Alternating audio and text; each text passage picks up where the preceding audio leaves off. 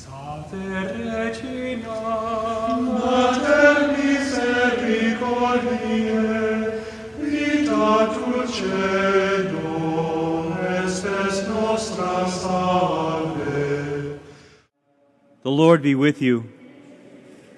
A reading from the Holy Gospel according to Matthew. Jesus began to reproach the towns where most of his mighty deeds had been done, since they had not repented. Woe to you, Chorazin! Woe to you, Bethsaida! For if the mighty deeds done in your midst had been done in Tyre or Sidon, they would have long ago repented in sackcloth and ashes. But I tell you, it will be more tolerable for Tyre and Sidon on the day of judgment than for you. And as for you, Capernaum, will you be exalted to heaven? Will you go down to the netherworld? For if the mighty deeds done in your midst had been done in Sodom, it would have remained until this day. But I tell you, it would be more tolerable for the land of Sodom on the day of judgment than for you. The Gospel of the Lord. If you have family or friends who you've been praying for and hoping they would make changes in their lives, and you're disappointed and you think you're being unsuccessful in your praying or you're not praying correctly, Jesus knows exactly what you're going through because the same thing happened to him. He has invested so much time in Capernaum, in Chorazin, and Bethsaida. These have been like his most favored place to go. In Capernaum, he recruits disciples who become apostles, and yet they continue to disappoint him for their lack of conversion. All the mighty deeds are done, and they still don't get it. Do you feel a little bit better now? Okay. The prophet Isaiah has a little secret for us. He says, if your faith is firm, unless your faith is firm, you will not be firm. In other words, keep going.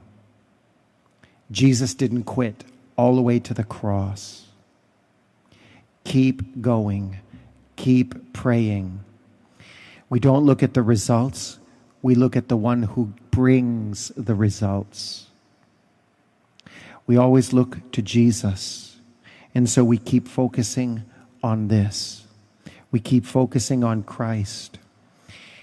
And I'm reminded of the Blessed Mother also experiencing the same thing.